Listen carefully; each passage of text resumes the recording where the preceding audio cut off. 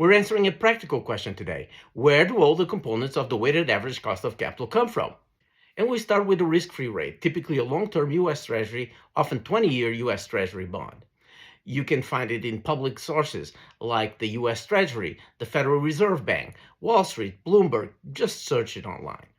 Next is equity risk premium, or ERP, the additional returns investors require to invest in equity over risk-free assets. A common source is Kroll's Cost of Capital Navigator, which they publish for free on their website. Other sources include Morningstar and some academic research. For beta, debt-to-equity ratios and effective tax rates, a common source is Professor Aswaf Damodaran from NYU, and they publish these things online for free. I prefer to derive beta, leverage, and effective tax from a good source of guideline public companies, and I covered the sources for these on video 16. If you're using the build-up method and need industry risk premium, you can find that in Kroll's Cost of Capital Navigator and KPMG's Atlas. When using beta from public companies, we typically unlever it to remove the effects of the capital structure of the source companies, to then re-lever it using the target capital structure of the company we're valuing. In both cases, we use the Hamada formula. What this does is align the beta to the capital structure of the valuation.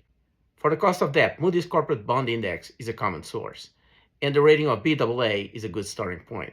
But here, professional judgment comes to play, and one must evaluate the credit quality of the company or of the hypothetical buyer.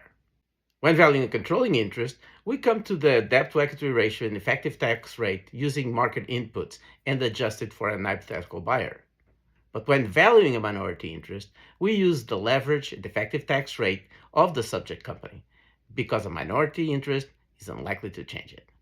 When valuing a private company, you must add a size premium. And two common sources for that are Morningstar's Ibbotson and, again, Kroll's Cost of Capital Navigator. The company-specific risk premium involves more judgment and analysis, and that will be the topic of the next video. Happy New Year, and see you next week. Gatto Consulting, Valuations, Fractional Finance Services Strategy M&A.